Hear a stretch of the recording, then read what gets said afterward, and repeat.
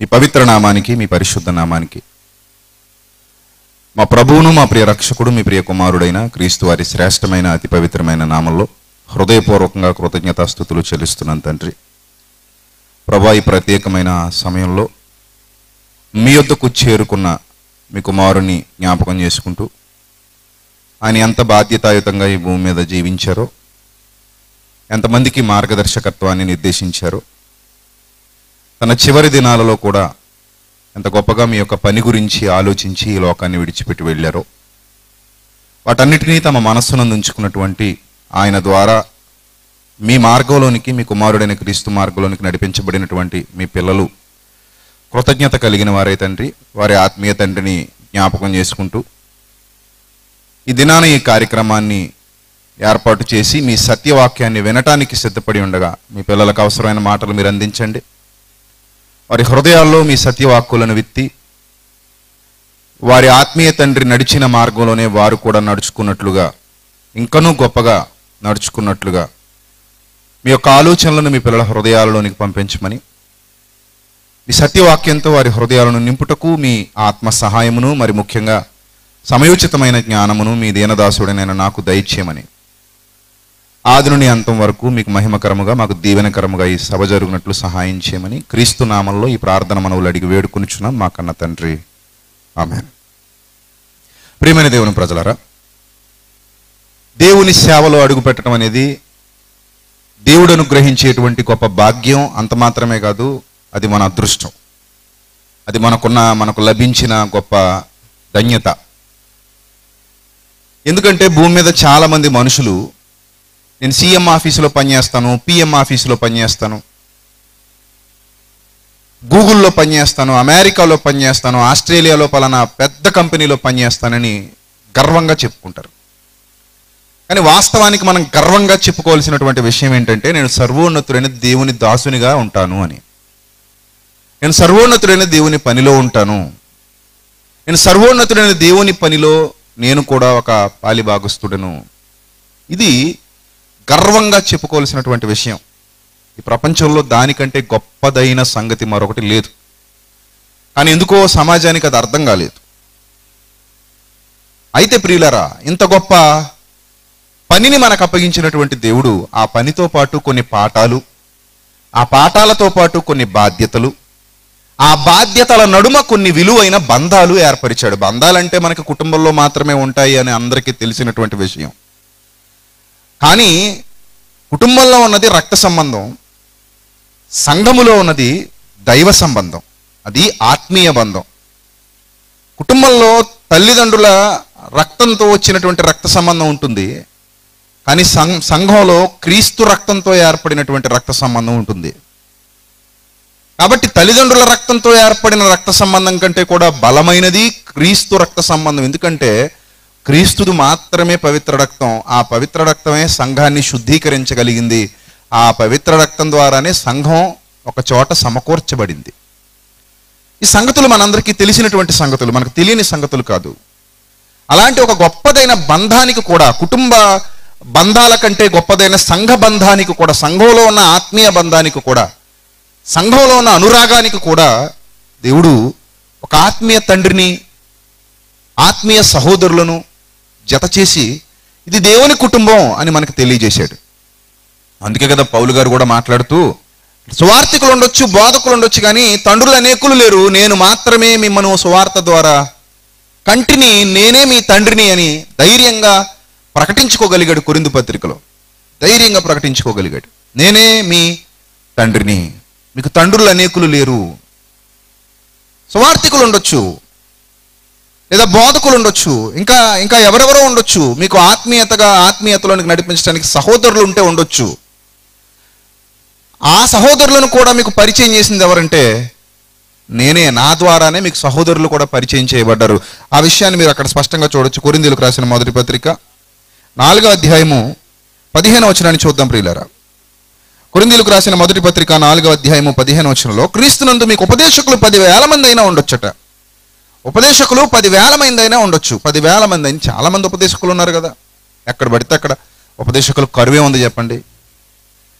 మీకు వేల మంది ఉపదేశకులు ఉంటే ఉండుండొచ్చు, మీరు చాలా మంది ద్వారా ఉపదేశాలు వింటూ ఉంటే ఉండుండొచ్చు, మీకు వాక్యాలు చాలా మంది బోధిస్తూ ఉంటే ఉండుండొచ్చు. కానీ సంఘం తెలుసుకోవాల్సినటువంటి ముఖ్యమైన విషయం ఏంటంటే, మీకు ఉపదేశకులు 10,000 మంది ఉన్నను తండ్రులు అనేకులు లేరు, తండ్రి ఒక్కడే ఉంటాడు. తండ్రులు అనేకులు లేరు. ఇప్పుడు ఉండరాజవరంలో సంఘం ఉంది, అలాగే ఇక్కడ ఉన్న చాలా మంది సేవకులు ఉన్నారు, నాకు బాగా సుపరిచితులైన నా అన్నదమ్ములు. వీళ్ళందరికీ కూడా ఆయా ప్రాంతాల్లో సంఘాలు ఉన్నాయి, మీ అందరికీ తెలుసు. అక్కడ ఉన్నటువంటి సంఘ విశ్వాసులు లేదా సంఘ బిడ్డలు ఉన్నారు కదా, ఈ సంఘ విశ్వాసులు సంఘ బిడ్డలకు తండ్రులు ఎంతమంది అని వాళ్ళను సూటిగా ప్రశ్నిస్తే వాళ్ళ నుండి రావాల్సిన ఒకే ఒక సమాధానం, మాకు ఉపదేశకులు చాలా మంది ఉన్నారు, ఇక్కడ ఉన్న అందరం ఉపదేశకులమే, ఉపదేశకులు చాలా మంది ఉన్నారు, సువార్థికులు చాలా మంది ఉన్నారు, కానీ తండ్రులు ఎంతమంది ఉన్నారట? ఒక్కడే తండ్రి. ఆ తండ్రి మారడు. తండ్రి స్థానం ఎలా మారుతుంది? తండ్రి స్థానం మార్చుకోతగినదా? మారనిది. తండ్రి స్థానం ఎప్పటికీ తండ్రిదే. మీకు ఉపదేశకులు 10,000 మంది ఉన్నను తండ్రులు అనేకులు లేరు. క్రీస్తు యేసునందు సువార్త ద్వారా నేను మిమ్మును కంటిని గనుక మీరు నన్ను పోలి నడుచుకుని వారై ఉండవలెనని మిమ్మును బతిమాలు కొనుచున్నాను అంటాడు. చూడండి, క్రీస్తు యేసునందు సువార్త ద్వారా నేను మిమ్మల్ని కన్నాను. ఈరోజు ఇక్కడ ఉండరాజవరంలో సంఘం ఉంది, సహోదరులు ఆయన మరణించి ఆయన తన దారిన తాను వెళ్ళిపోయారు, తాను వెళ్ళవలసిన మార్గంలో తాను వెళ్ళిపోయారు, తన పనిని పూర్తి చేసుకుని ఆయన వెళ్ళిపోయారు. దాదాపు 4 ఏళ్ళు గడిచిపోయింది ఆయన ఈ లోకాన్ని విడిచిపెట్టి వెళ్ళిపోయి. అయినా కూడా సంఘానికి ఆత్మీయ తండ్రి ఎవరు అని అంటే, చెట్టుకు మూలం ఏది అంటే వేరు. ఇక్కడ కొరింథు సంఘానికి ఆత్మీయ తండ్రి ఎవరు అంటే పౌలు గారు.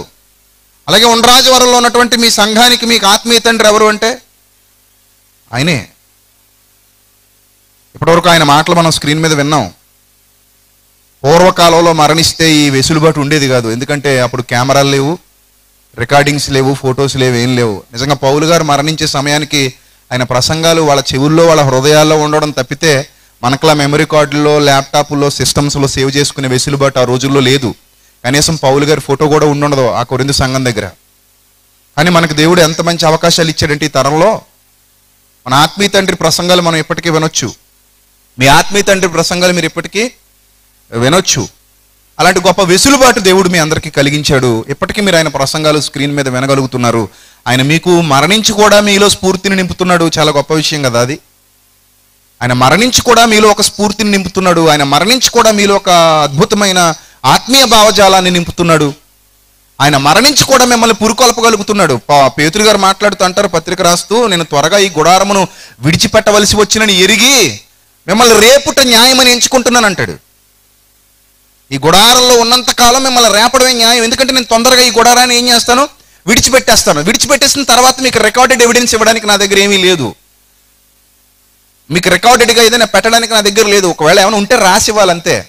రాసినవి కూడా కొన్నాళ్ళకి ఏమైపోతాయి, చిరిగిపోవచ్చు. మరలా దాన్ని వేరే కాగితం మీద పెట్టాల్సిన పరిస్థితి రావచ్చు.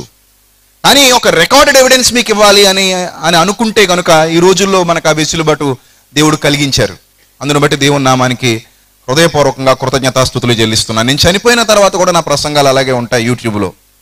అలాగే ఈ రోజున సేవకులు ఎవరైనా వాళ్ళు చనిపోయిన తర్వాత కూడా వాళ్ళ ప్రసంగాలు మనకి యూట్యూబ్లో లేదా సీడీల రూపంలో, మెమరీ కార్డ్స్ రూపంలో, పెన్ డ్రైవ్స్ రూపంలో మన సిస్టంలో సేవ్ చేసుకుంటే మనకు లభ్యమవుతాయి. మనం వాళ్ళని నిరంతరం చూడొచ్చు. మనం బ్రతుకున్నంత కాలం చూడొచ్చు. మన పిల్లలకు, భావితరాలకు కూడా వాటిని అందింపజేయొచ్చు క్రీస్తు అక్కడ ఆలస్యం అయితే. ఏదేమైనప్పటికీ ప్రియులరా, మీకు క్రీస్తునందు ఉపదేశకులు 10,000 మంది అయినా ఉండొచ్చు, కానీ తండ్రులు అనేకులు ఉండరు. ఒక్కడే తండ్రి. ఆ తండ్రి మిమ్మల్ని కన్నాడు, కష్టపడి కన్నాడు. కష్టపడి కని మిమ్మల్ని సంఘంలోనికి తీసుకొచ్చాడు. ఆ తర్వాత మీరు మిమ్మల్ని కని సంఘంలోకి వచ్చిన తర్వాత మనల్ని కష్టపడి కన్న తర్వాత అక్కైనా గోరుముద్దలు పెడుతుండొచ్చు, తమ్ముడైనా గోరుముద్దలు పెడుతుండొచ్చు, ఇంకొకళ్ళు ఎవరైనా బంధువులైనా అప్పుడప్పుడు మనకు భోజనం పెడుతుండొచ్చు. కానీ భోజనం విషయం పక్కన పెడితే మనల్ని కన్నదెవరు? అమ్మే. అమ్మ కనకపోతే వీళ్ళు ఎవరు కనలేరు మనల్ని. మనం లోకానికి వచ్చాక వీళ్ళు భోజనం పెట్టడానికి 100 మంది ఉండొచ్చు, హోటల్లో కూడా తినొచ్చు అవసరం అయితే. కానీ కనడం అనేది ఇంపార్టెంట్. అది అసలు సిసలైన బాధ్యత. ఆ బాధ్యత తీసుకున్నది ఎవరు? ఆ బాధ్యతను ఎవరు తీసుకున్నారు? ఆ బాధ్యతను ఎవరు భుజాన వేసుకున్నారు? కడవరకు నమ్మకత్వంతో ఆ బాధ్యతను ఎవరు కొనసాగించారు? ఇది సంఘం గుర్తుపెట్టుకోవాలి. ఉపదేశకులు చాలా మంది వస్తుంటారు, పోతుంటారు, కానీ సంఘానికి మాత్రం తండ్రి ఒక్కడే ఉంటాడు.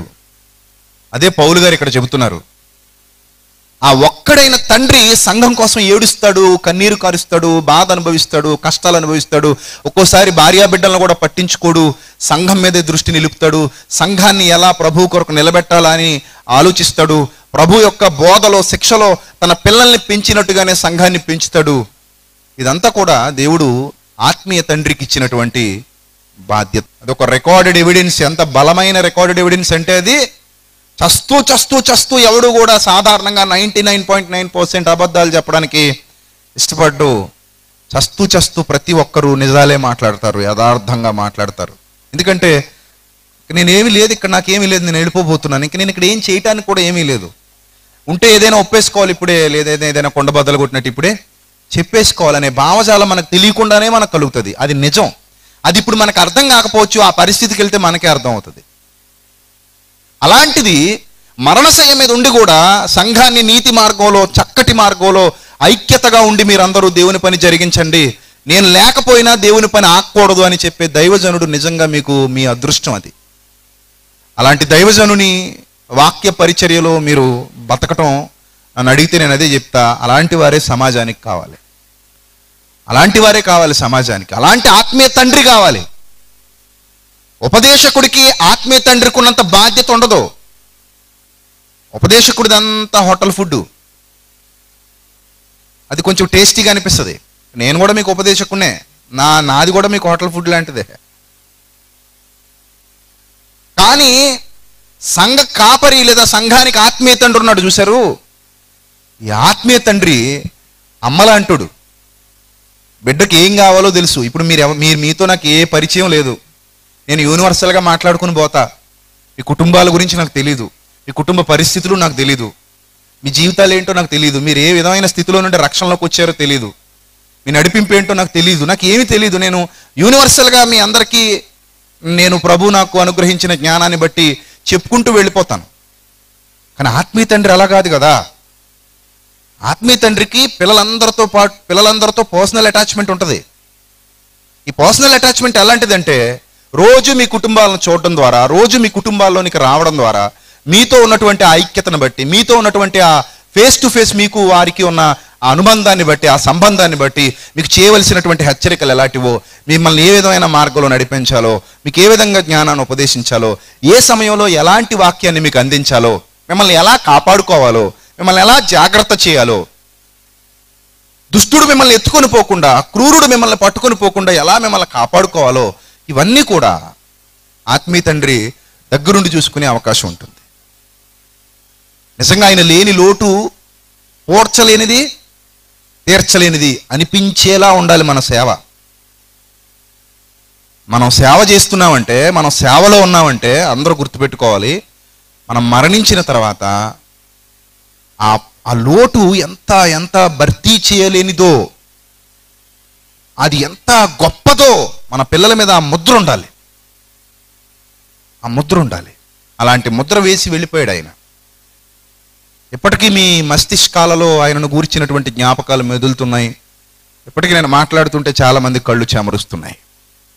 అంటే ఆయన ఎంత ముద్ర, బలమైన ముద్ర మీ మీద వేసి వెళ్ళిపోయాడో నాకు అర్థమవుతోంది.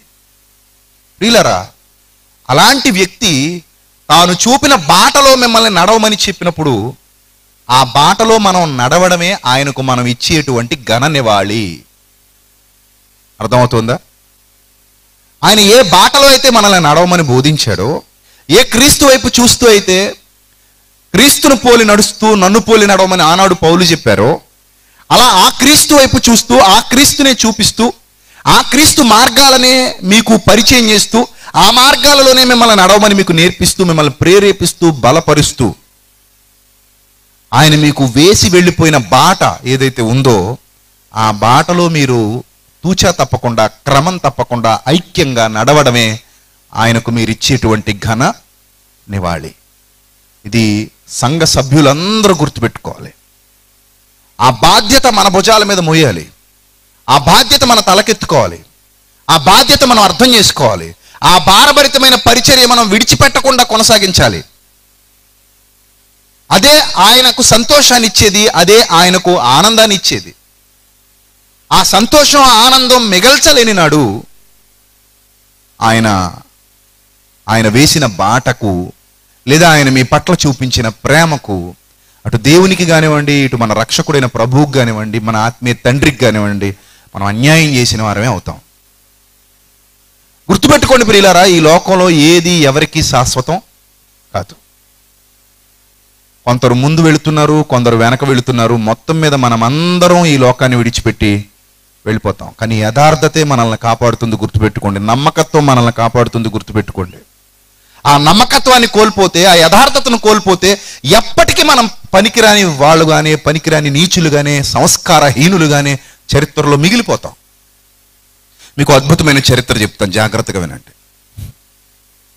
ఒకానొక టైంలో సౌలు దేవుని చేత ఎన్నుకొనబడిన వాడై రాజ్యాధికారాన్ని చేజిక్కించుకుని చక్కగా రాజ్య పరిపాలన చేస్తూ ఉన్న కాలంలో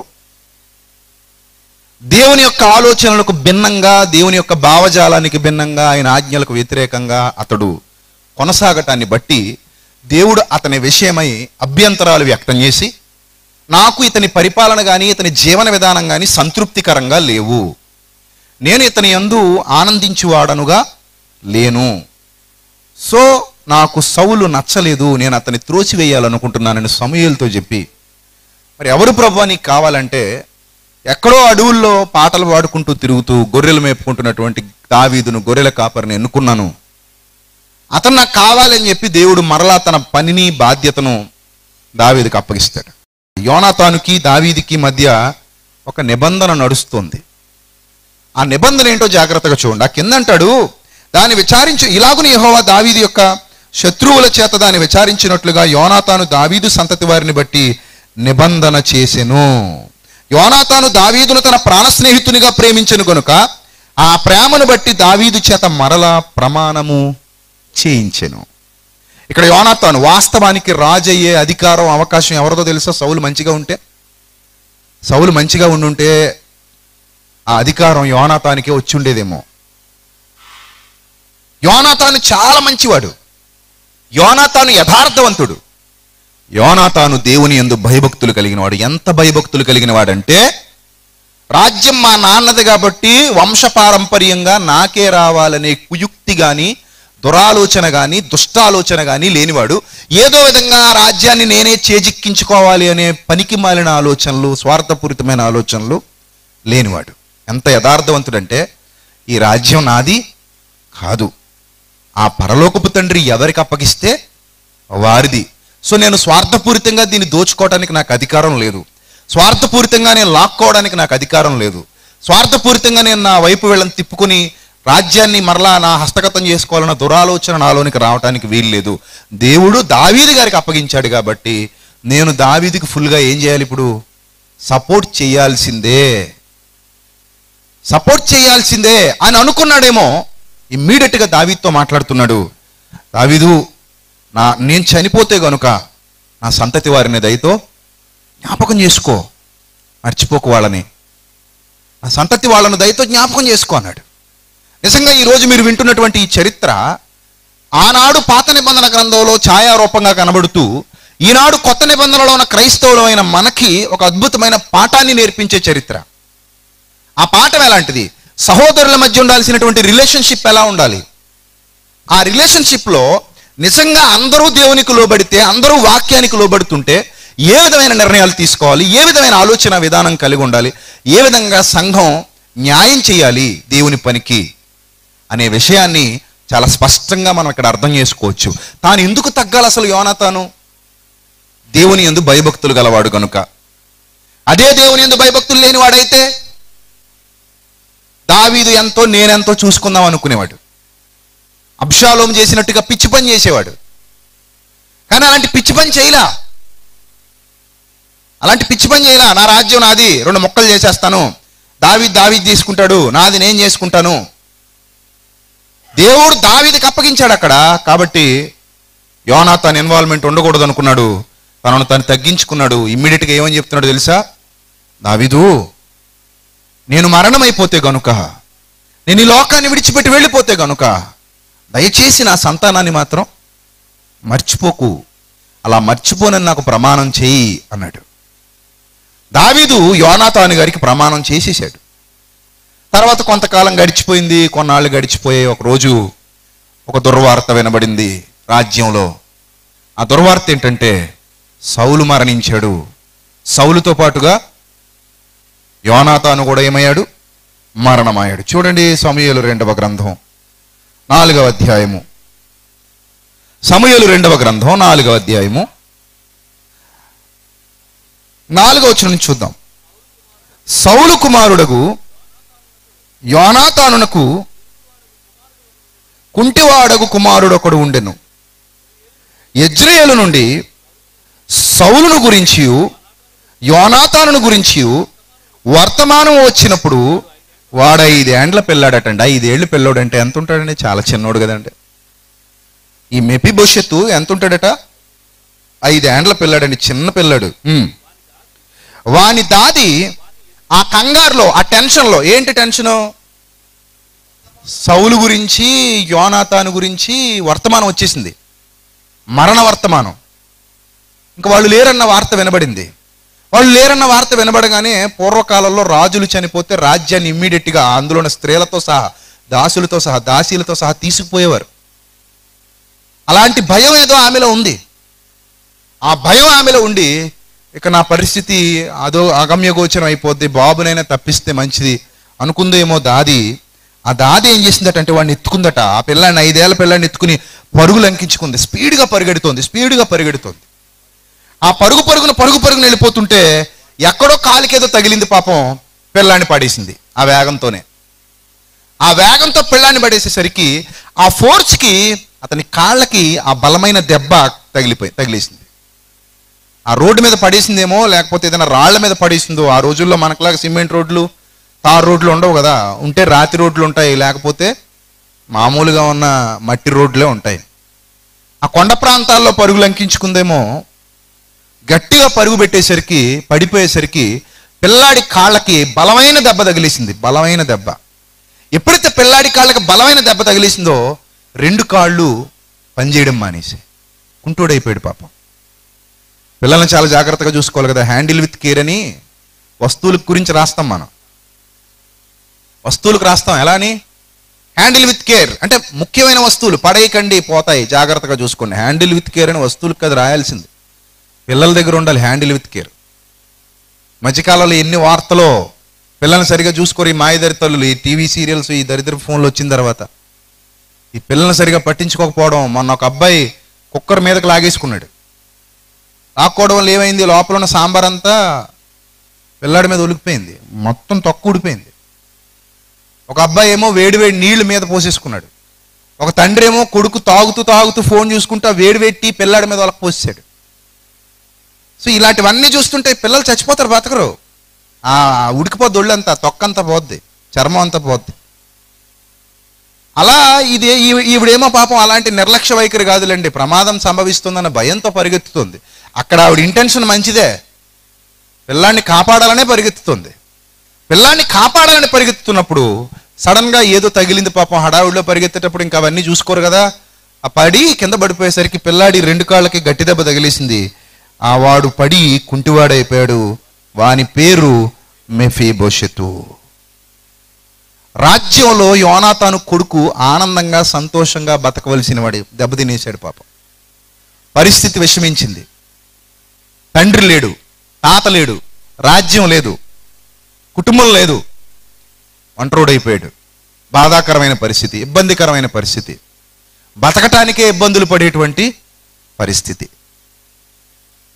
కొన్నాళ్ళకి ఈ యోనాతానికి దావీదుకి చేసినటువంటి నిబంధనని దావీదు గుర్తు చేసుకుంటున్నాడు. కొన్నాళ్ళకి అతను రాజు అయిపోయిన తర్వాత దావీదు గుర్తు చేసుకుంటున్నాడు. ఎలా గుర్తు చేసుకుంటున్నాడు చూడండి. సమూయేలు 2వ గ్రంథం 9వ అధ్యాయం నుంచి చూద్దాం మనం. సమూయేలు 2వ గ్రంథం 9వ అధ్యాయం. ఇప్పుడు నేను రాజు అయిపోయిన తర్వాత మనుషులు ఎలాంటి నీచమైన స్వభావం కలిగిన వాళ్ళు అంటే, అందితే జుట్టు పట్టుకుంటారు, అందకపోతే కాళ్ళు పట్టుకుంటారు. పరిస్థితి బాగుంటే ఒకలా బిహేవ్ చేస్తారు, పరిస్థితి బాగోకపోతే మరోలా బిహేవ్ చేస్తారు. విలువలు లేని వ్యక్తిత్వం అంటారు దాన్ని. నువ్వు విలువలు కలిగిన వ్యక్తిత్వం, సంస్కారం కలిగినటువంటి వ్యక్తిత్వం ఉంటే ఎప్పుడైనా సరే ఆత్మాభిమానాన్ని చంపుకొని బతకూడదు. అడుక్కునైనా తిను, ఆత్మాభిమానాన్ని మాత్రం చంపుకోకు. చావనైనా చచ్చిపో, ఆత్మాభిమానాన్ని మాత్రం చంపుకోకు. ప్రపంచం అంతా నిన్ను నిందిస్తే నిందలకైనా సిద్ధపడిపో. ప్రపంచం అంతా నిన్ను అవమానించడానికి రెడీ అయితే అవమానాలకైనా సిద్ధపడిపో. అవసరమైతే నీకున్నదంతా కోల్పోవడానికైనా సిద్ధపడిపో. విలువలు చంపుకుని మాత్రం బతక్కు, ఆత్మాభిమానాన్ని చంపుకుని బతక్కు. ఒక్కసారి ఆత్మాభిమానాన్ని చంపుకుని బతకడం ప్రారంభించావంటే నువ్వు బతికినా ఒకటే, చచ్చినా ఒకటే. అది విలువలేని బతుకు, చెత్త కాగితం లాంటి బతుకది. ఒక్కసారి మనం ఆత్మాభిమానాన్ని చంపుకున్నామంటే ఇక అక్కడి నుంచి అది అలవాటు అయిపోద్ది. పదే పదే ఇంక అది మన జీవితంలో జరుగుతూనే ఉంటుంది. కానీ మనం ఎంత ఆత్మాభిమానం కలిగి బతకాలంటే, మనం ఏ నిర్ణయానికైతే కట్టుబడ్డామో ఆ నిర్ణయం విషయంలో మరలా వెనుదిరిగి చూడాల్సిన పరిస్థితి లేదు. మోసం చేసే గుణం మన దగ్గర ఉండకూడదు. నువ్వు మోసపోయినా పర్లేదు. అన్యాయం చేసే లక్షణం నీ దగ్గర ఉండకూడదు. నువ్వు అన్యాయం అయిపోయినా పర్వాలేదు. ప్రపంచం అంతా నిన్ను వేలెత్తి చూపినా పర్లేదు. నువ్వు నమ్మిన బాటలో స్థిరంగా నిలబడి ఉండాల్సిందే. దావీదు గారు పైకి ఎదిగిపోయిన తర్వాత కింద చేసిన ప్రమాణాన్ని మర్చిపోలేదు. కింద చేసిన ప్రమాణం అంటే పారిపోయే స్థితిలో చేసిన ప్రమాణం. అప్పుడు పారిపోయే స్థితిలో ఉన్నాడు, ప్రాణాలు కాపాడుకునే స్థితిలో ఉన్నాడు. తనకంటూ ఎవరు లేరు, తనకంటూ ఏ అధికారం లేదు. ఆనాడు తన స్థితి వేరు. అప్పటికి యోనాతాను స్థితి బాగుంది. నిజంగా యోనాతాను ఆ టైంలో దావీదును పట్టించేయాలంటే చాలా ఈజీ. ఎందుకంటే ఇద్దరు స్నేహం. నమ్మక ద్రోహం అంటారు ఇప్పుడు కూడా. ద్రోహం ఎప్పుడు చేయొచ్చు? నమ్మితే చేయొచ్చా, నమ్మకపోతే చేయొచ్చా? నమ్మితేనే జరిగితే నమ్మక ద్రోహం. నమ్మకపోతే మనల్ని ఎవడు మోసం చేయగలడు? అంతే కదా. నిన్ను ఎవడైనా మోసం చేశాడంటే నువ్వు నమ్మితే చేయగలడు మోసం. నమ్మకపోతే అసలు మోసం చేసే అవకాశమే లేదు. తాళం నా జేబులో పెట్టుకుంటా, నీకు ఇవ్వను కదా. అంతే కదా. తాళం నా జేబులోనే ఉంది, నీకు ఇవ్వలేదు. నువ్వేం చేస్తావు? నా బీరువాలో డబ్బులు తీయగలవా? తీలేవు. సో నిన్ను నమ్మట్లేదు కాబట్టి నా ఇంట్లోకి కూడా రానివ్వను నిన్ను. నేను నమ్మట్లేదు కాబట్టి నా బీరువా తాళం కానీ నా గుమ్మం తాళం కానీ నీకు ఇవ్వను. మరి ఎప్పుడు నా బీరువాలో డబ్బులు దొంగతనం చేయగలవు నువ్వు? అక్క, అన్నయ్య, తమ్ముడు, వీఆర్ ఆల్ వన్, ఇలా ప్రేమగా హత్తుకున్నప్పుడే అది నమ్మక ద్రోహం చేయొచ్చు. అందుకే నమ్మిన వాడే మోసం చేయగలడు, కానీ నమ్మని వాడు ఎప్పటికీ మనల్ని మోసం చేయలేడు. మోసపోయేవాడు ఉన్నంతకాలం మోసం చేసేవాడు ఉంటానే ఉంటాడు. అంటే నమ్మితేనే ద్రోహం, నమ్మక ద్రోహం అనేది చేయగలం. నమ్మకపోతే అసలు నమ్మక ద్రోహం అనేది అసలు ఈజీయే కాదు. ఇప్పుడు యోనాతాను నిజంగా నమ్మక ద్రోహం చేయాలనుకుంటే దావీదుని ఈజీగా చంపేయచ్చు, ఈజీగా. ఎందుకంటే దావీదుని నమ్మించి మా నాన్న నీకు ఏం చేయకుండా నేను చూస్తాను రా అని చెప్పి నేను ఒక చోట దాస్తానని చెప్పి అక్కడే చంపేయచ్చు కదా. కానీ యోనాతాను క్యారెక్టర్ అలాంటిది కాదు. విలువలు కలిగి బతికాడు, విలువలు కలిగి చచ్చిపోయాడు. దావీదును మనం ఏ స్థానంలో అయితే చూస్తున్నామో ఇంచుమించుగా ఆ స్థానానికి సరిపోయిన వాడు యోనాతాను. అందుకే వాళ్ళ మనస్సులు కలిసిపోయాయి, ప్రాణ స్నేహితులట వాళ్ళు. విలువలు కలిగి బ్రతికినవాడు, యథార్థత కలిగి బ్రతికినవాడు, నమ్మకత్వంతో నింపబడినవాడు. చావనైనా చచ్చిపోతాడేమో కానీ అలాంటి వాడు మోసం చేయడు, ద్రోహం చేయడు, అన్యాయం చేయడు, స్వార్థాన్ని చూసుకోడు. అలా స్వార్థానికి చోటివ్వని యథార్థవంతుడే యోనాతాను. ఈయన కూడా అలాంటి వాడే. ఎవరు? దావీదు. అయితే దావీదు జ్ఞాపకం యోనాతానును బట్టి 9వ అధ్యాయం ప్రారంభవచనం.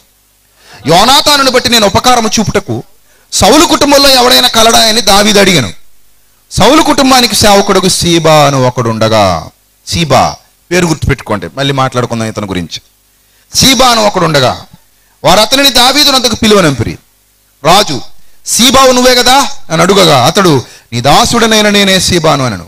రాజు, యెహోవా నాకు దయ చూపినట్లుగా నేను ఉపకారం చేయుటకు సౌలు కుటుంబంలో ఎవడైనా ఒకడు శేషించి ఉన్నాడా అని అతను అడుగగా, సీబా, యోనాతానుకు కుంటికాళ్ళు గల కుమారుడు ఒకడున్నాడని రాజుతో మనవి చేసెను.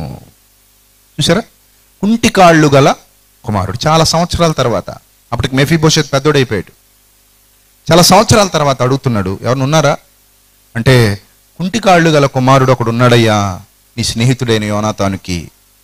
అప్పుడు దావీదు ఏమన్నాడు చూడండి, అప్పుడు రాజైన దావీదు మనుష్యులను పంపి లోదుబారులో ఉన్న అమ్మీయేలు కుమారుడగు మాకీరు ఇంట నుండి అతన్ని రప్పించెను. సౌలు కుమారుడైన యోనాతానునకు పుట్టిన మెఫీబోషెతు దావీదు అందుకు వచ్చి సాగిలపడి నమస్కారం చేయగా దావీదు మెఫీబోషెతు అని అతన్ని పిలిచినప్పుడు అతడు చిత్తము నీ దాసుడనైన నేను చూసారా ఏమంటున్నాడు? నీ దాసుడనైన నేనున్నాను నేను. అంతేగాని వస్తూ వస్తూ ఈ రాజ్యం ఎవడదనుకుంటున్నావు? మా తాతది. రూల్గా అయితే ఇది ఎవరికి రావాలనుకుంటున్నావు? మా నాన్నకి. అసలు రూల్గా అయితే అలా పనికిమాల రూల్స్ పనికిమాలే మాట్లాడతారు. రూల్గా అయితే ఈ రాజ్యం ఎవరు పరిపాలన చేయాలనుకుంటున్నావు? నేనే. ఈయనెవరైనా దావీదు, ఈయనెవరు అసలు, ఈయనెవడు అసలు అనే పరిస్థితి వచ్చి ఉండేది. కానీ మెఫీబోషెతు కూడా మరి మంచి తండ్రికి పుట్టాడండి. మంచి తండ్రికి పుట్టాడు. విలువలు కలిగిన వాడు తెలుసా మెఫీబోషెతు? చాలా విలువలు కలిగిన వాడు. సో ఈ మెఫీబోషెతు అంటున్నాడట, చిత్తం ప్రభువా, ఈ దాసుడనైన నేనున్నాను నిన్ను. అందుకు దావీదు నువ్వు భయపడొద్దు, నీ తండ్రి అయిన యోనాతాను నిమిత్తం నిజంగా నేను నీకు ఉపకారం చూపి నీ పితరుడైన సౌలు భూమి అంతా నీకు మరలా ఇప్పిస్తాను, మరియు నీవు సదాకాలం నా బల్ల యొద్దనే భోజనం చేయదు అని సెలవీయగా అతడు నమస్కరించి ఏమంటున్నాడు చూడండి, చచ్చిన కుక్క వంటి వాడనైనా నా ఎడల నీవు దయచూపుటకు నీ దాసుడునగు నేను ఎంతటి వాడను. పాపం అన్ని రోజులు ఎంత వేదన అనుభవించాడో, అన్ని సంవత్సరాలు ఎంత బాధ అనుభవించాడు. చచ్చిన కుక్క లాంటి వాడిని అంటున్నాడంటే అతని పరిస్థితి చూడండి. ఎవరో పట్టించుకుని స్థితిలో ఉన్నాడు. కుంటికాళ్ళు గలవాడికి ఎవరు విలువిస్తారు చెప్పండి? కుంటికాళ్ళు అంటే ఏం చేయలేడు కదా పాపం. ఏ పని చేయలేడు, వ్యవసాయం చేయలేడు, వ్యాపారం చేయలేడు, ఉద్యోగం చేయలేడు, ఏమీ చేయలేడు. నడవడమే కష్టం, బతకడమే కష్టం. ఎవరో ఒకరు ఒక ముద్ద పెడితే తిని కూర్చుండడం తప్పితే ఏమీ చేయలేని పరిస్థితి. అందుకే మెఫీబోషెతు విలువ లేని వాడిగా ఉన్నాడు. ఎవరు పట్టించుకోవట్లేదు ఆయన్ని. అందరూ వదిలేశారు, అందరూ వదిలేశారండి. ఆయనకి సరైన విలువ లేదు. ఆయన జీవితం ఏదో అలా గడుస్తోంది తప్పితే సరైన విలువ లేని జీవితం అయింది. ఆయన బాధలు, ఆయన కష్టాలు అర్థం చేసుకునే వాళ్ళు అంటే ఎవరో లేని స్థితి. ఆ స్థితిలో దావీదు జ్ఞాపకం చేసుకుంటే ఈయన అంటున్నాడు కదా, చచ్చిన కుక్క వంటి వాడనైనా నన్ను నా ఎడల దయచూపుటకు నీ దాసుడునకు నేను ఎంతటి వాడను అనను. అప్పుడు రాజు సౌలు సేవకుడైన సేబాను పిలువనంపి, సౌలు సేవకుడైన సేబా, అది కూడా అండర్లైన్ చేసుకోండి, మళ్ళీ మాట్లాడుకుందాం.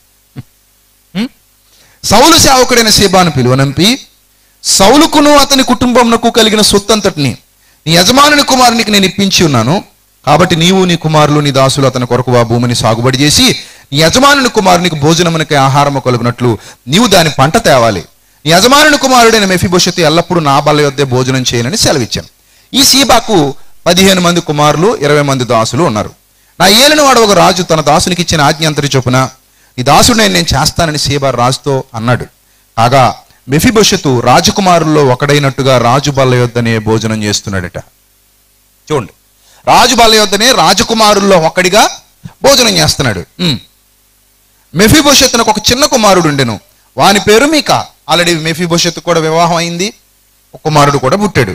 మరియు సీబా ఇంటిలో కాపురమున్న వారందరూ మెఫీబోషెతుకు దాసులుగా ఉన్నారు. మెఫీబోషెతు యెరూషలేములో కాపురం ఉండి సదాకాలము రాజు బల్ల యొద్ద భోజనము చేయుచుండెను. అతని కాళ్ళు రెండును కుంటివి. పరిస్థితి ఇక్కడ వరకు బాగానే ఉంది. ఒకరోజు దావీదుకి విషమకాలం అనేది ఎదురైంది. చాలా భయంకరమైన పరిస్థితి. ఇంట్లో పోరొచ్చింది, కుమారుడే వెన్నుపోటు పొడిచే పరిస్థితి. ఇంట్లోనే భయంకరమైన పరిస్థితులు దాపురించాయి. ఏం చేయాలో అర్థం కాని పరిస్థితి. ఇప్పుడు కుమారుడు తండ్రిని చంపాలని నిర్ణయాలు తీసుకుంటున్నటువంటి కాలం ఎదురైంది. అప్పటి వరకు చక్కగా రాజ్య పరిపాలన కొనసాగింది. కానీ సాతాను ఎవరో ఒకరి మనసులో విషయాన్ని నింపుతాడు కదా, సాతాను ఎవరో ఒకరి మనసులో విషయాన్ని నింపుతాడు. ఆ చక్కటి కుటుంబంలో ఇదిగో ఈ దావీదు కుమారుల్లోనే ఏం మొదలైంది? విషం మొదలైంది. ఎప్పుడైతే అతని హృదయంలో విషం ప్రారంభమైందో, విషపూరితమైన బీజాలు పడ్డాయో, అక్కడ నుంచి దావీదు గారికి మరలా గడ్డు పరిస్థితి. ఆ గడ్డు పరిస్థితిలో తన వారితో రాజ్యం వదిలి నైట్ పారిపోవాల్సినటువంటి పరిస్థితి ఏర్పడింది. ఇప్పుడు పారిపోతున్నాడు. పారిపోయినప్పుడు మెఫీబోషెతు కూడా ఏం చేశాడు తెలుసా? తాను కూడా పారిపోవడానికే సిద్ధపడ్డాడు. తాను కూడా ఎవరితో పాటు వెళ్ళిపోవాలనుకున్నాడు తెలుసా? దావీదు గారితో పాటే వెళ్ళిపోవాలనుకున్నాడు. కానీ కుంటోడు కదా, షీబా మీద ఆధారపడ్డాడు. షీబా, గాడిదకి గంత కడితే నేను కూడా దావీదు గారితోనే వెళ్ళిపోతాను, కష్టమైనా నష్టమైనా ఆయనతోనే.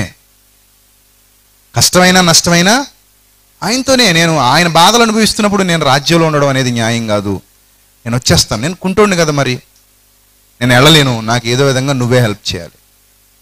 ఒక డీల్ కుదిరింది. ఈ డీల్ ఎవరికి తెలియదు. ఎవరెవరికి తెలుసు? సీబాకి, మెఫీబోషెతుకు మాత్రమే తెలుసు. అయితే ఆ రాత్రి ఏం జరిగిందంటే చూడండి, అదే సమూయేలు 2వ గ్రంథం 16వ అధ్యాయము ప్రారంభం నుండి చూద్దాం ప్రియులారా. దావీదు కొండ శిఖరం అవతల కొంచెము దూరము వెళ్ళిన తర్వాత మెఫీబోషెతు సేవకుడైన సీబా, ఈ సీబా గాడికి దురాలోచన పుట్టింది.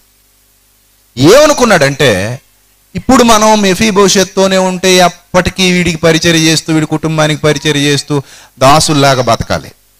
అదే మనం మెఫీబోషెత్ని చెడ్డ చేసేసి దావీదు దగ్గర పేరు కొట్టేస్తే మొత్తం అంతా భూమంతా నాదే అయిపోద్ది, మొత్తం అంతా నా హస్తగతం చేసుకోవచ్చు అని షీబా చాలా తెలివిగా ఆలోచించాడు. దురాలోచన అంటారు దీన్ని, దురాలోచనతో కూడిన దూరాలోచన. అర్థమైందా? రైట్. మొత్తం మీద దురాలోచన చేసినప్పుడు ఏమనుకున్నాడంటే, మెఫీబోషెతు సేవకుడైన సీబా గంతలు కట్టిన 2 గాడిదలు తీసుకుని వచ్చారట. ఆ 200 రొట్టెలు ఉన్నాయట, వాటి మీద 100 ద్రాక్ష గెళ్ళు ఉన్నాయి. ఎవరిది ఇదంతా? ఈ సొమ్మంతా ఎవరిది? మళ్ళీ ఈ సొమ్మంతా ఎవరిది? మెఫీబోషెత్దే. ఎందుకంటే మెఫీబోషెత్తుకు సంబంధించిన భూములన్నీ ఎవరికి అప్పగింపబడ్డాయి? షీబాకు అప్పగింపబడ్డాయి. షీబా నువ్వే చేసి ఆ సొమ్మంతా మళ్ళీ ఎవరికి ఇవ్వాలి? నువ్వు ఆ పంట పండించింది మెఫీబోషెత్తుకి ఇవ్వాలని ఒక నిబంధన చేశారు. ఆ నిబంధనను అతిక్రమించడానికి షీబా ఏం చేశాడంటే, ఆ 100 ద్రాక్ష గెళ్ళట, 100 అంజూర పళ్ళట, ద్రాక్షరసపు తిత్తొకటి వాటి మీద వేసుకుని వచ్చాడట.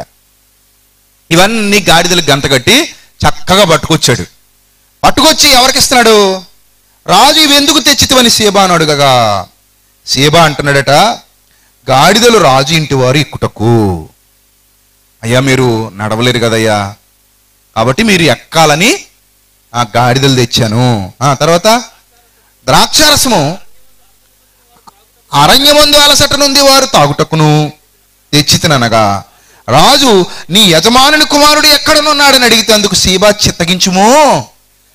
అయ్యా ఆ మాట అడగొద్దయ్యా, ఆ మాట మాత్రం అడగొద్దయ్యా, అతను ఎక్కడున్నాడని మాత్రం అడగొద్దయ్యా, నేను తెచ్చినవి తీసుకుండయ్యా అంటే. అలా కాదు, అసలు ఏంది చెప్పు, మెఫీబోషెతు ఎక్కడున్నాడు? నా బల్ల యొద్ద భోజనం చేసే నా స్నేహితుడు కుమారుడు ఎక్కడున్నాడు అని రాజు అడుగుతుంటే ఏమంటున్నాడు తెలుసా ఈ కుయుక్తిపరుడు?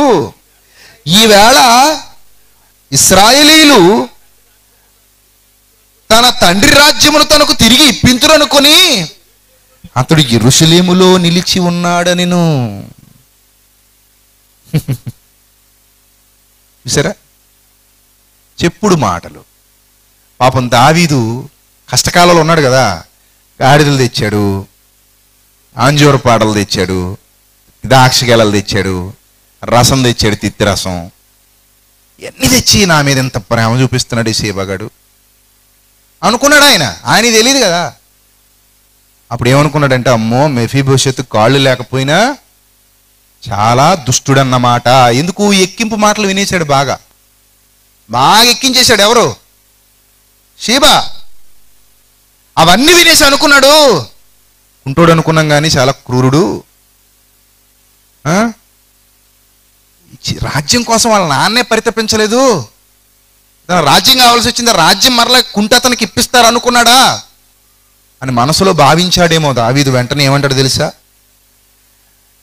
అందుకు రాజు మెఫీబోషెతునకు కలిగిందంతా నీదే కమేదట అని సీబాతో చెప్పేగా, సీబా నా ఏలినవాడా రాజా, నీ దృష్టి యందు నేను పొందుతునుగాక, నేను నీకు నమస్కారము చేయుచున్నాను. నేను కొన్ని సన్నివేశాలు ఇలాగే ఉంటాయండి, అందుకే ఎప్పుడు గుర్తుపెట్టుకొని చెప్పుడు మాటలు వినకండి. అర్థమైందా? చెప్పుడు మాటలు విన్నాం అనుకోండి, మంచోళ్ళు చెడ్డోళ్ళుగా కనబడుతుంటారు, చెడ్డోళ్ళు మంచోళ్ళుగా కనబడుతుంటారు, యథార్థవంతులు దుష్టులుగా కనబడుతుంటారు, దుష్టులు యథార్థవంతులుగా కనబడుతుంటారు.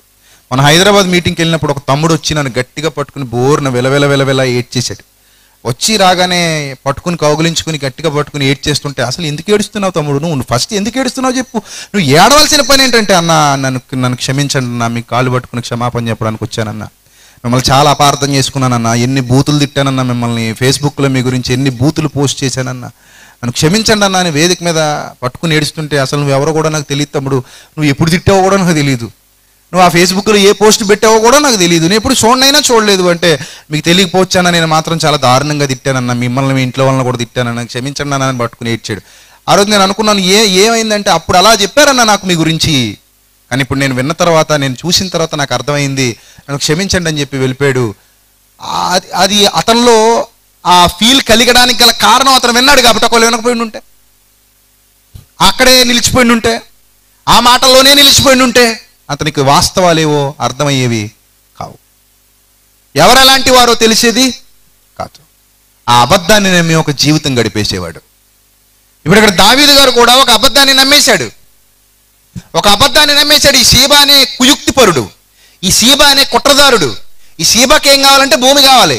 ఎంతకాలం మనం ఇలా సాగు చేసి అతనికి పోస్తాం? మొత్తం మనమే సొంతం చేసుకుంటే అట్టు నాదే మొక్క నాదే. ఇప్పుడు మనం ఎంతకాలం ఇక్కడ మనం ఇలా దాస్యం చేయాలి? ఆ సౌలు పోయాడు, ఇలా తండ్రి యోనాతాను పోయాడు, వాళ్ళ దగ్గర దాస్యం చేస్తూ వచ్చాను. ఇప్పుడు ఈ మెఫీబోషెత్ కూడా నేను దాస్యం చేయాలా? సో నేను సౌలు సేవకుడిని, సౌలు బుద్ధులు కలిగిన వాడినే. అందుకే సౌలు సేవకుడైన సీబా అనేది ఒకసారి అండర్లైన్ చేసుకోండి, ఇందాక మళ్ళీ మాట్లాడుకుందాం అన్నాను. అందుకే నేను సౌలు సేవకుని కనుక అలాంటి క్యారెక్టరే ఉండాలనుకున్నాడేమో. మొత్తం మీద చాలా చక్కటి ప్లానింగ్. ఏమంటే యథార్థవంతుడు కుండబద్దలు కొట్టినట్టు మాట్లాడేస్తాడు. మోసం చేయడం రాదు యథార్థవంతులకి, కానీ కల్తీ సరుకుంటుంది చూశారు. మాటలో తేనె గారుతుంటుంది, మాటలో ఏవే ఉంటాయి. అరచేతిలో పోస్తారట, కానీ ఇక్కడి నుంచి మొదలు పెట్టిస్తారట, అక్కడ దాకా వెళ్ళినవరనమాట. అరచేతిలో స్వర్గం చూపిస్తారనమాట. సో ఈ టైప్ ఉంటాయి, కొన్ని ఉంటాయి. అలాంటి విషయాల్లో జాగ్రత్తగా ఉండాలి. కానీ ఈ రోజుల్లో అలాంటి వాళ్ళకే సపోర్ట్ ఎక్కువ. మోసం చేసేవాడు పచ్చగా ఉంటున్నాడు, యథార్థంగా మాట్లాడేవాడు మాత్రం చెడ్డైపోతున్నాడు. ఈ రోజుల్లో ఎవరికి విలువ ఎక్కువ అంటే నమ్మక ద్రోహాలు చేసే వాళ్ళకి, అబద్ధాలు ఆడే వాళ్ళకి, మోసాలు చేసే వాళ్ళకి, కుట్రలు పన్నే వాళ్ళకి, కుతంత్రాలు పన్నే వాళ్ళకి, అసత్యాలు బోధించే వారికి, వీళ్ళకే విలువ ఎక్కువ కనబడుతోంది. నిజంగా నిజాయితీగా నిర్భయంగా మాట్లాడి కొండబద్దలు కొట్టినట్టు చెప్పిపోయేవాడికి మాత్రం అక్షంతలే. మోసం చేస్తేనే విలువ, మోసం చేస్తేనే గౌరవం దక్కుతుంది. ఈ రోజుల్లో ఉన్నట్టు మాట్లాడు, యథార్థవాది లోక విరోధి అన్నట్టు విలువ ఉండకుండా పోతుంది. అంత మాత్రాన మనం గడ్డి తింటామా? నో, అంత మాత్రాన గడ్డి తినకూడదు. ఎవరో చెప్తారు పెద్దలు, ఎంత ఆకలైనా సింహం ఏం తిందట? గడ్డి తిందట. సింహమే. ఎంత ఆకలైనా సింహానికి గడ్డి ముట్టుకోదు. అడవిలో బోల్డ్ అంత గడ్డి ఉంటుంది, కానీ ముట్టుకోదు. ఎందుకంటే ఆకలితో చచ్చిపోద్దేమో కానీ గడ్డి తిందది. అది దాని నైజం. అలాగే వ్యక్తిత్వ వికాసం అనేది కాపాడుకుంటే వికసించేటువంటి పుష్పం మాదిరిగా సువాసనలు వెదజల్లే వ్యక్తిత్వం అనేది నీకు ఎప్పటికీ ఉండాలి. ఇక్కడ ఈ సీబా క్యారెక్టర్ అనేది చాలా బ్యాడ్ క్యారెక్టర్. ఒక రోజు ఏం జరిగిందంటే, మరలా దావీదు గారికి పూర్వవైభవం తిరిగి వచ్చింది. దావీదు గారికి మరలా పూర్వవైభవం తిరిగి వచ్చినప్పుడు మెఫీబోషెత్ ఎక్కడున్నాడు? అక్కడే లాక్ చేయబడి ఉన్నాడు. ఎలా పారిపోతాడు? ఎలా తప్పించుకుంటాడు?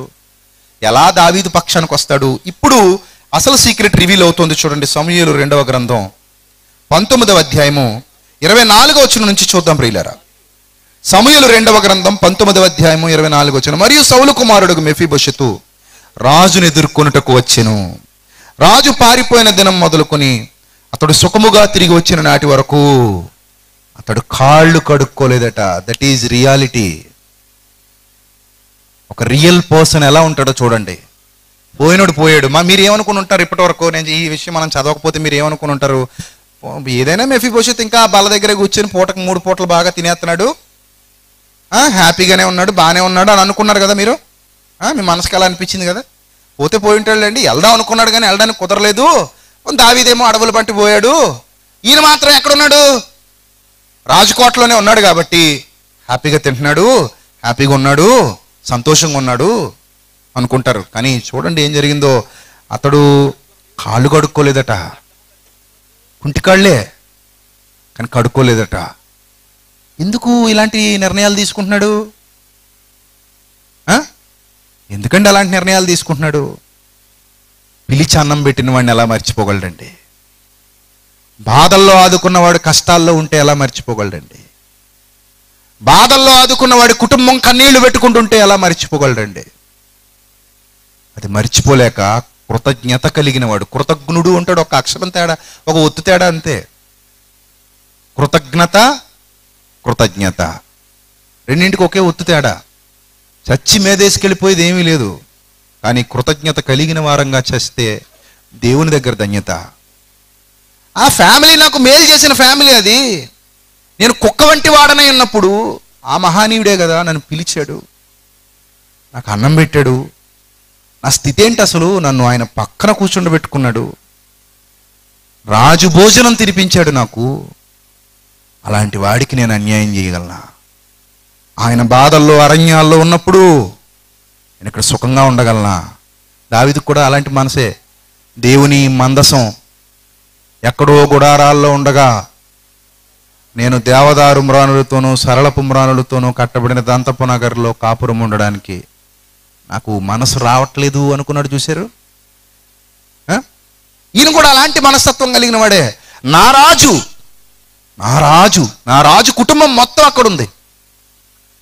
నా వాళ్ళందరూ అరణ్యంలో ఉన్నారు, నా వాళ్ళందరూ అక్కడ బాధలు పడుతున్నారు, నా వాళ్ళందరూ అక్కడ కష్టాలు పడుతుంటే నేను ఇక్కడ హ్యాపీగా ఎలా ఉండగలను? నేను ఇక్కడ ఆనందంగా ఎలా ఉండగలను? నేను ఇక్కడ సంతోషంగా ఎలా ఉండగలను అని అనుకున్నాడేమో. పాపం కాళ్ళు కడుక్కోలేదట, గడ్డం కత్తిరించుకోలేదట, బట్టలు తుక్కోలేదట. చూసారా? సరిగా భోజనం కూడా చేయట్లేదన్నమాట. యూదులు భోజనం చేయాలంటే ఏం చేయాలి తెలుసా? స్నానం చేయాలి, కాళ్ళు కడుక్కోవాలి, బట్టలు ఉతుక్కోవాలి, మంచాలు కొంచాలు అన్ని దోమేయాలి. మార్క్స్ వార్తలు మనం చదువుతాం కదా, వాళ్ళకి ఎన్ని ఆచారాలు ఉన్నాయో. అనేకమైన ఆచారములను వారు అభ్యసించడి వారు. ఏమయ్యా యేసుక్రీస్తుని శిష్యులంటే చేతులు కడుక్కోవట్లేదు, స్నానం చేయట్లేదు భోజనానికి ముందు. అరిటాకు వేసుకున్నామంటే నెత్తి మీద చల్లుకోవాలి నీళ్లు, కాళ్ళు కడుక్కోవాలి, స్నానం చేయాలి, శుభ్రంగా కట్టుకొని మడి కట్టుకొని కూర్చోవాలి భోజనానికి. ఆచారం అది. ఏంది అసలు ఆచారాలు పాటించట్లేదు మీ వాళ్ళని ఆ రోజు అడిగారు కదా. ఈయన సరిగా భోజనం కూడా చేయట్లేదు అన్నమాట. బాధలో ఉన్నాడు. ఎందుకు బాధ? అయినా రక్త సంబంధమా? రక్త సంబంధమా చెప్పండి? కాదండి. మరి ఏ సంబంధం అది? ఆత్మీయ బంధమే కదండి. ఆత్మీయ బంధం, మేలు మరిచిపోని బంధం. అందుకే సంఘమా నీకు కూడా ఏం చెప్తున్నాడు తెలుసా దేవుడు? ఒకరి సుఖ దుఃఖములయందు ఒకరు, ఒకరి సుఖ దుఃఖములయందు.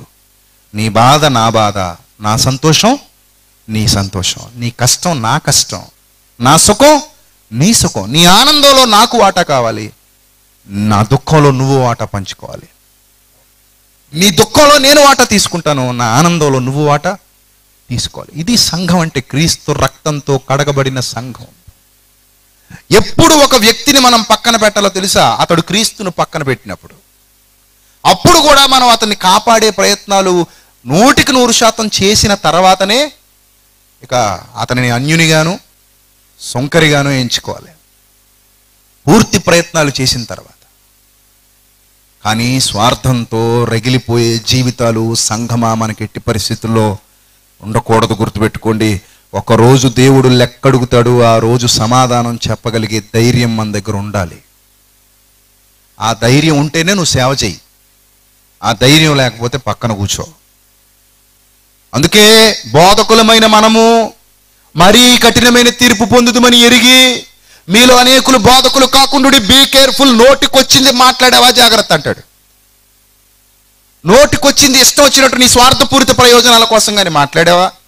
ధనాపేక్షను కప్పిపెట్టే వేషాన్ని ఏమైనా వినియోగిస్తున్నావా? నువ్వు ఎంతకాలం ఉంటావు ఈ భూమి మీద? మహా అయితే కనురెప్పపాటు జీవితం నీది టిక్మన్ అయిపోద్ది. ఆ తర్వాత మళ్ళీ వచ్చేద్దాం ఇక్కడికంటే రాలేవు. నీ జన్మభూమి మరలా నిన్ను ఎరుగదు, నీ ఇంటిని మరలా నువ్వు చూడవు. అది మన జీవితం. అందుకే ఇక్కడ ఏం చెప్తున్నాడు చూడండి జాగ్రత్తగా. అతను కాళ్ళు కడుక్కోలేదట, బట్టలు ఉతుక్కోలేదట, గడ్డం కత్తిరించుకోలేదట. వండర్ఫుల్ క్యారెక్టర్ అండి. సూపర్ క్యారెక్టర్స్ వస్తున్నాయి మన ముందుకి. ఆ దరిద్రుడు ఒక్కడు తప్ప, ఆ సేబా ఒక్కడు తప్పితే దావీదు గారు, యోనాతాను గారు, మెఫీబోషెత్ గారు సూపర్ క్యారెక్టర్స్. విలువలు కలిగిన వ్యక్తిత్వాలు, విలువలు కలిగిన జీవితాలు, మాట తప్పని జీవితాలు, యథార్థవంతమైన జీవితాలు. చావనైనా చస్తారేమో కానీ వారు అంత యథార్థంగా ఉండేటువంటి జీవితాలు. ఆ రోజు ఏం జరిగింది చూడండి. మెఫీబోషెతు అతడు యెరూషలేమునకు రాజును ఎదుర్కొన్నట్టుకే అతడు యెరూషలేమునకు రాగా చూశాడు. రాజు చూశాడు, ఇంకేం అడగట్లా. ఏమడుగుతున్నాడు తెలుసా? మెఫీబోషెతు, నీవు నాతో కూడా రాకపోతేవేమని అతన్ని అడిగాను. అందుకు అతడు, నా ఏలినవాడా రాజా, నీ దాసుడనైన నేను కుంటివాడను గనుక గాడిద మీద గంత కట్టించి ఎక్కి రాజుతో కూడా వెళ్ళిపోదునని నేను అనుకునగా నా పనివాడు నన్ను మోసం చేశాడయ్యా అన్నాడు. ఆ పనివాడు నన్ను మోసం చేశాడయ్యా.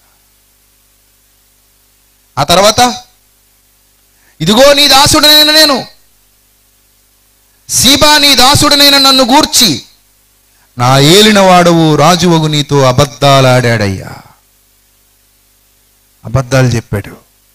నేను అలాంటి కాదు, నా క్యారెక్టర్ అలాంటిది కాదు, నేను అలాంటి నీతి మాలిన వాడిని కాదయ్యా, నేను యథార్థవంతుడినే. నువ్వు కష్టాల్లో ఉన్నావని ఎరిగి నేను కాళ్ళు కడుక్కోవటం మానేశాను. నువ్వు కష్టాల్లో ఉన్నావని ఎరిగి ఇబ్బందుల్లో నా రాజు ఇబ్బందులు పడుతున్నాడని నేను బట్టలు తుక్కోలేదయ్యా. నా రాజు బాధల్లో ఉన్నాడని నేను ఆనందానికి దూరం అయిపోయాను. మన మనసుకు దగ్గరైన వారు కష్టాల్లో ఉంటే మనం హాయిగా భోజనం చేయగలమా? చేయలేమండి. చావైనా బతుకైనా వాళ్ళతోనే, వాళ్ళ కోసమే అనుకున్నప్పుడు వాళ్ళ కష్టం మన కష్టం అనుకుంటాం, వాళ్ళ బాధ మన బాధ అనుకుంటాం. సంఘమా, నువ్వు ఎప్పుడు అలా ఉంటేనే నీకు పరలోకం, లేకపోతే గేటు దగ్గర కూడా రానివ్వండి నిన్ను, గెట్ అవుట్ అంటాడు. చదువు నీకు ఇంకా అర్థం కాకపోతే యోహాను గారు రాసిన మొదటి పత్రిక మొత్తం చదువు, అందులో ఎంతో ఇన్ఫర్మేషన్ ఉంది. నేను రానివ్వడు అసలు, నువ్వు వెళ్ళవసలు నీకు ఆ క్యారెక్టర్స్ లేకపోతే. ఎంత అద్భుతమైన బంధం ఉంది చూడు. నన్ను మోసం చేశాడయ్యా సీబా, నా గురించి నీకు అబద్ధం చెప్పాడు, నా క్యారెక్టర్ అలాంటిది కాదు, నేను ఆ టైప్ కాదు, నా గురించి నీకు అబద్ధం చెప్పాడు. అయితే నా ఏలిన వాడవు రాజువగు నీవు దేవదూత వంటి వాడవు, నీ దృష్టికి ఏది అనుకూలమో దాన్ని చేయి. చూసారా, నువ్వు అనవసరంగా నమ్మేసావని ఒక మాట అన్నాడా? ఆడు అబద్ధం చెప్పాడయ్యా, నువ్వు నమ్మేసావని. రాజుని ఏమైనా నిందించాడా? నిందించలేదు. అయ్యా నువ్వు దేవదూత వంటి వాడవు, నీకు తెలియందే ఉంది, నువ్వే ఆలోచించు, నా క్యారెక్టర్ అలాంటిది కాదు, నేను అలాంటి నీతి మాలిన వాడను కాను. మాటకు కట్టుబడే జీవితం. చచ్చిపోయినా చచ్చిపోతారేమో కానీ ఇలాంటి వాళ్ళు మాట తప్పరండి. మీకు ఇలాంటి క్యారెక్టర్స్ సమాజం అంతా వాళ్ళని నిందించినా ఆత్మాభిమానాన్ని చంపుకుని మాత్రం బతకరు. అవసరం అయితే చచ్చిపోతారు వాళ్ళు, ఆ టైప్ వాళ్ళు. కానీ ఆత్మాభిమానాన్ని చంపుకుని బతకరండి, గుర్తుపెట్టుకోండి. ఇది చాలా గొప్ప క్యారెక్టర్ అది. అదే ఆస్తి మనకి, అంతకు మించి ఆస్తి ఉంది. చచ్చిపోయేంత వరకు మనం కట్టుబడిన దానికోసం నిలబడ్డాం అనుకోండి, అంతకు మించిన ఆస్తి ఉందండి. గొప్ప ఆస్తి ప్రియులారా అది. ఇప్పుడు వచ్చిన తర్వాత నీకేది ఇష్టం అది చెయ్యి ప్రభువా, నీకేది ఇష్టం అది చెయ్యి రాజా. నీవు దేవదూత వంటి మనస్సు కలిగిన వాడివి, నీకు ఆలోచన చెప్పడానికి నేనేం సరిపోను, నీ దృష్టికి ఏది అనుకూలమో అది చేసేయి. నా తండ్రి ఇంటి వారందరూ నా ఏలిన వాడవు రాజువగు నీ దృష్టికి మృతుల వంటి వారై ఉండగా నీవు నీ బల్ల యొద్ద భోజనము చేయ వారిలో నీ దాసుడినైనా నన్ను చేర్చితివి. ఎంత కృతజ్ఞత, ఎంత కృతజ్ఞత అండి అది. నాటి నుండి నేటి వరకు నేను కృతజ్ఞుడను కాదు రాజా. ఆ శరీరాన్ని చూస్తేనే అర్థమైపోయి ఉంటుంది దావీదుకి. ఎందుకంటే రాజు బల్ల యొద్ద భోజనం చేసేటప్పుడు మెఫీబోషెత్ ఎలా ఉన్నాడో, ఈరోజు దావీదు ఇంటికి వచ్చే సమయానికి మెఫీబోషెత్ ఎలా ఉన్నాడో ఆ ఆకారాన్ని చూస్తేనే అర్థమైపోద్ది.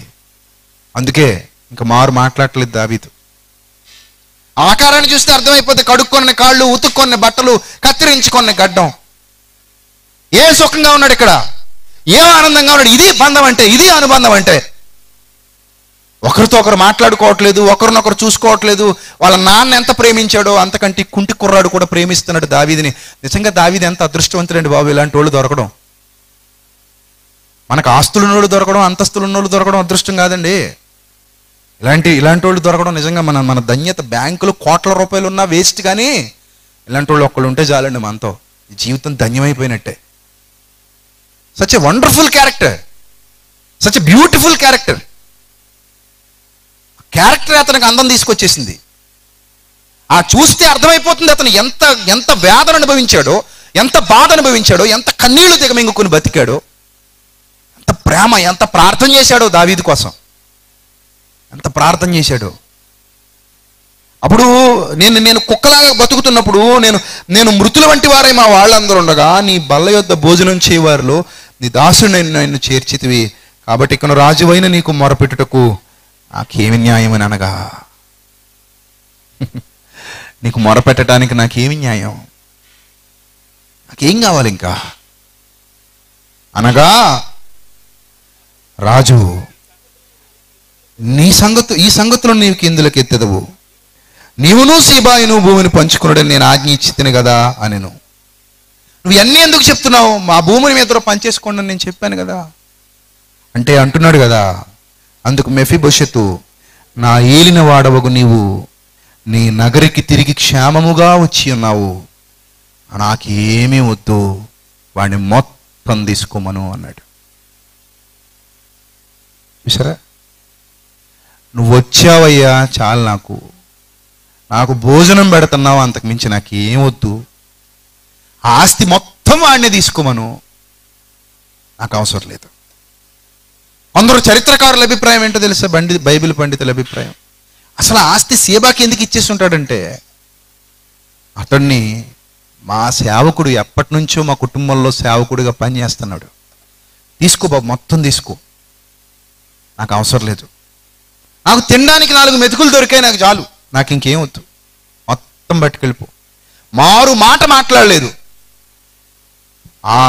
ఆ క్షణం నిజంగా దావీదు ఎంత రియలైజ్ అయి ఉంటాడు మీరు ఆలోచించండి. ఆ క్షణం ఎంతగా తర్వాత దావీదు ఘర్షణ పొందుంటాడు తన హృదయంలో, మీరు ఆలోచించండి. ఎవరండి అసలు ఇలాంటి క్యారెక్టర్ ఎక్కడ కనబడద్దండి మనకి? ఎక్కడ కనబడతాయండి అసలు ఈ రోజుల్లో? చూడగలమండి ఇలాంటి క్యారెక్టర్స్ చూడగలం? అసలు ఇలాంటి విలువలు కలిగిన వ్యక్తులను చూడగలం? నిజంగా కాళ్ళు 2 బాగున్నోడికే స్వార్థం అధికమైపోయిన రోజులు, కాళ్ళు 2 లేనోడికి ఇంకెంత స్వార్థం ఉండాలండి? కాళ్ళు 2 లేనివాడికి ఇంకెంత స్వార్థం ఉండాలి? ఎంత స్వార్థపూరితంగా ఆలోచించాలి? మొత్తం నాకే కావాలి అనుకోవాలి. కానీ ఏమనట్లే, నాకు భోజనం పెడుతున్నావు కదయ్యా, చాలయ్యా బాబు, నువ్వు పెట్టి భోజనం చాలు, నాకు అంత, దానికే నేను అర్హత లేనోడిని, దానికే నాకు అర్హత లేదు, అలాంటిది నాకు అన్నం పెడుతున్నావు కదా, నువ్వు నీ రాజనగరికి నువ్వు క్షేమంగా తిరిగి వచ్చావు, నాకు చాలు, నాకు అది చాలు, నా కోరిక అదే, నువ్వు క్షేమంగా రాజనగరికి తిరిగి రావాలి, నా కోరిక అదే, మొత్తం సేబాన్ని తీసేసుకోమని చెప్పండి, నాకు వద్దన్నాడు. దేవుడికి ఇలాంటి వాళ్ళు ఆనిముత్యాల్లా కనబడతారండి ఆకాశం నుండి నరులను పరిశీలించినప్పుడు. సంఘం ఈ పాఠాన్ని వింటున్నప్పుడు సంఘం విలువలు నేర్చుకోవాలి, సంఘం వివేకం నేర్చుకోవాలి, విజ్ఞత నేర్చుకోవాలి. ఒక పక్క దేవుణ్ణి బాధ పెడుతూ, ఒక పక్క మనుషుల్ని బాధ పెడుతూ ఏం సాధిస్తారండి? మనం ఏం సాధిస్తాం? ఏం పట్టుకెళ్ళిపోతాం భూమి మీద నుండి? క్యారెక్టర్లెస్ పీపుల్, క్యారెక్టర్లెస్ ఫెలోస్ ఎక్కువైపోతున్న దినాలు ఇవి. స్వార్థపరులతో నిండిపోతుంది ఈ ప్రపంచం రోజు రోజుకి. ఎవడి డప్పాడు కొట్టుకుంటున్నాడు, ఎవడి దారాడు చూసుకుంటున్నాడు, ఎవడి స్వార్థం ఆడు చూసుకుంటున్నాడు. చివరికి సేవకులని చెప్పుకునే వాళ్ళలో కూడా స్వార్థం పెచ్చు మీరిపోతున్నటువంటి రోజులు ఇవి. ఎవడు గొప్పడికి కావాలి. కానీ ఒక రోజు గుర్తుపెట్టుకోండి, మనమందరం ఆయన పాదాల ముందుకెళ్ళి నిలబడాల్సిన రోజు ఒకటి వస్తుంది. ఆ రోజు తప్పించుకునే దమ్ము ధైర్యం నీకుంటే నీ ఇష్టం వచ్చినట్టు బ్రతుకు. కానీ నేను దేవునికి సమాధానం చెప్పుకోలేను, రాజుకే సమాధానం చెప్పుకోలేని పరిస్థితి తప్పు చేస్తే. కానీ యథార్థవంతుడు సింహం వలె ఎప్పటికీ ఎలా ఉంటాడట? ధైర్యంగా ఉంటాడు. నీతివంతుడు ధైర్యంగానే సమాధానం చెప్తున్నాడు. కానీ అతని ప్రేమ గొప్పది. నిజంగా ఆ పరిస్థితిలో ఆ మెఫీబోషెత్ గారిని గుండెలకు హత్తుకోవాలన్నంత, నేను ఎన్నిసార్లు ఈ సందర్భాలు చదివినా మెఫీబోషెత్తును గుండెలకు హత్తుకోవాలన్నంత ప్రేమ కలుగుతుందండి. నిజంగా వండర్ఫుల్ క్యారెక్టర్ అండి అయింది, వండర్ఫుల్ క్యారెక్టర్. అలాంటి క్యారెక్టర్ మనకే ఉండాలి. సంఘంలో కూడా ఇలాంటి ప్రేమ ఉండాలి, సంఘంలో కూడా ఇలాంటి అనురాగం ఉండాలి, సంఘంలో కూడా ఇలాంటి ఆప్యాయత ఉండాలి. అప్పుడు చనిపోయిన వ్యక్తి మీ విషయంలో ఏం కలలు కన్నాడో అది మీరు నెరవేర్చిన వారు అవుతారు. ఆయన ఎన్ని నిద్రలేని రాత్రులు గడిపాడో, ఆయన ఎంత కన్నీటి ప్రార్థన చేశాడో మీకోసం, ఆయన కుటుంబం ఎంత నలిగిపోయిందో మీకోసం, అసలు ఆయన కుటుంబమే లేకపోతే సంఘం ఎక్కడది? ఆయన వ్యాపారమో ఉద్యోగమో ఏదోటి చేసుకుంటూ ఆయన అలా బతుకేసి ఉండి చచ్చిపోయి ఉంటే ఈరోజు ఇక్కడ ఈ సభ జరిగేదా? అసలు ఈ సభ జరిగేదా? మీరు చెప్పండి. లేకపోతే ఈయన కాకపోతే ఇంకొకటి అంటారా? దేవుని ప్రణాళికను మీరు మార్చగలరా? దేవుని ఏర్పాటుని మీరు మార్చగలరా? ఒక జనమును కనుటకు ఒకనాటి ప్రసవ వేదన సరిపోతుందా అన్నట్టుగా మిమ్మును కనుటకు ప్రయాసపడి తిని ప్రసవ వేదన అనుభవిస్తున్నానని పౌలు గారు చెబుతున్నట్టుగా ఒక సేవకుడు మీకోసం ఎంత ప్రసవ వేదన పెడతాడో ఆలోచించండి. ఒక సేవకుడు ఎన్ని ఇబ్బందులు ఎదుర్కొని ఉంటాడో, ఒక సేవకుడు ఎన్ని కన్నీళ్లు దిగమింకుని ఉంటాడో, ఒక సేవకుడు ఎన్ని కష్టాల గుండా ప్రయాణం చేసి ఉంటాడో. అలాని చచ్చిపోయేటప్పుడు ఏమైనా మీ ఆస్తులు అడిగాడా, అంతస్తులు అడిగాడా? చచ్చిపోతూ మీకు ఏమి నేర్పించాడు ఆయన? వీడియోలు చూసాం కదా మనం. మీ ఆస్తులు అడిగాడా, మీ అంతస్తులు అడిగాడా? ఏం బోధించాడు మీకు ఆయన చనిపోతూ? ఐకమత్యంగా ఉండండి, కలిసిమెలిసి ఉండండి, సంఘాన్ని పాడు చేయకుండా నేను అప్పగించిన పనిని సక్రమంగా నెరవేర్చండి, దేవుని నామాన్ని మహిమపరచండి అని బోధించాడు.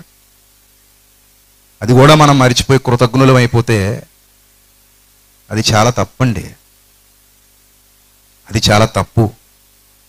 ధర్మశాస్త్ర కాలంలోనండి అప్పటికింకా సర్వసత్యం అనేది వెలుగులోకి రాలేదండి. సర్వసత్యం వెలుగులోనికి రాని కాలంలోనే మెఫీబోషెత్ లాంటి వారు, యోనాతాన్ లాంటి వారు, దావీదు లాంటి వారు దేవుని కొరకు ఉన్నతంగా బ్రతికితే, సర్వసత్యం వచ్చినటువంటి ఈ కాలంలో మనం ఇంకెంత గొప్పగా దేవుని కొరకు బ్రతకాలండి, నమ్మకత్వం కలిగి జీవించాలండి. నేను నిన్ను మోసం చేస్తే నువ్వు నేను ఒక తండ్రి కడుపున పుట్టినోళ్ళం అవుతావా? అదేనా మన మధ్య ఉన్న ప్రేమ? నేను నిన్ను అసలు మోసం చేయొచ్చా? మా అమ్మ కడుపు కోసేసినట్టు కాదా నేను నిన్ను మోసం చేస్తే? తల్లిపాలు తాగి పాలు అయిపోయేంత వరకు తాగి రొమ్ము కోసుకుని తినేసినట్టు కాదా నేను నిన్ను మోసం చేస్తే? ఇదేనా క్రీస్తు మన మధ్యలో ఏర్పాటు చేసిన బంధం, దానికి మనం ఇచ్చే విలువ? కాబట్టి జ్ఞాపకార్థ కూడికలు కాదు, ఆయన మాటలు జ్ఞాపకం పెట్టుకుని బతకటం నేర్చుకోవాలి. ఆయనను జ్ఞాపకం చేసుకుని ఇప్పటి వరకు నేను ఆయన పొగిడేసి కీర్తించేసి ఏదో చెప్పాను అనుకోండి, దానివల్ల ఏం ప్రయోజనం లేదు. ఆయన వెళ్ళాల్సిన చోటకి ఆయన వెళ్ళిపోయాడు, ఆయన పని పూర్తి చేసుకుని పోయాడు. సో ఇప్పుడు మనం జ్ఞాపకం చేసుకోవాల్సింది ఆయన్ని కాదు, ఆయన మనకు అప్పగించిన బాధ్యతని. అది మర్చిపోకండి. ఆయన జ్ఞాపకం చేసుకోవడం వల్ల మనకు వచ్చే ప్రయోజనం కంటే కూడా, మనకు జరిగే మేలు కంటే కూడా, ఆయన అప్పగించిన బాధ్యతను జ్ఞాపకం చేసుకోవడం ద్వారా మనకు కలిగే ప్రయోజనం ఎక్కువ, మనకు జరిగే మేలు ఎక్కువ. కాబట్టి అభ్యంతరములు కలగక మానవు. ఎవని వలన అభ్యంతరములు కలుగునో వాడు మేడకు పెద్ద తిరుగుటరాయి కట్టబడి సముద్రంలో పడవేయబట, వానికి వాడి గ్యాంగ్కి మేలు. కాబట్టి అభ్యంతరాలు కలిగించకుండా ఆ చనిపోయిన ఆయన ఏ బాధ, ఏ ఆవేదన అయితే మీ అందరి కోసం అనుభవించాడో దాన్ని గుర్తుపెట్టుకుని జాగ్రత్తగా జీవితకాలం అంతా కాడి మోస్తూ ఆ బాటలో నడవండి.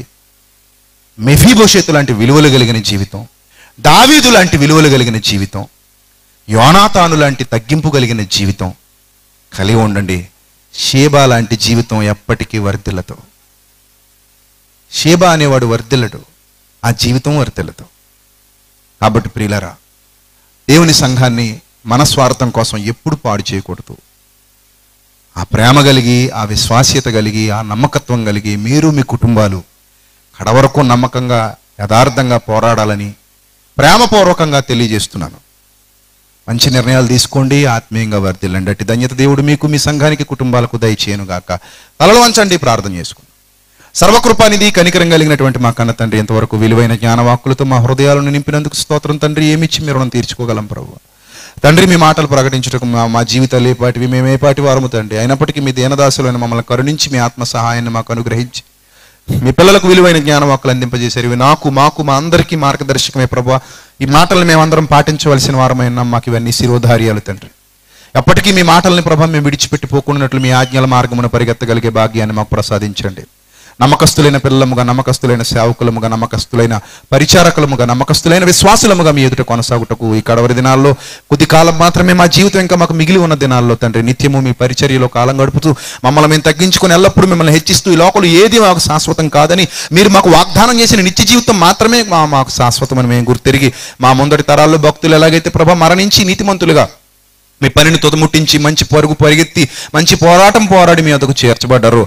అదే మార్గంలో మేము కూడా ప్రయాణం చేసి మిమ్మల్ని సంతోషపరిచే జీవితాలు మా అందరికీ అనుగ్రహించమని త్వరలో మా కొరకు రాని ఉన్న ప్రభువును మా ప్రియ రక్షకుడు మీ ప్రియ కుమారుడైన క్రీస్తు వారి శ్రేష్టమైన అతి పవిత్రమైన నామంలో ఈ ప్రార్థన మనవులు అడిగి వేడుకొనిచున్నాం మా కన్న తండ్రి. ఆమెన్. అందరికీ వందనాలు. May God bless you all. Thank you.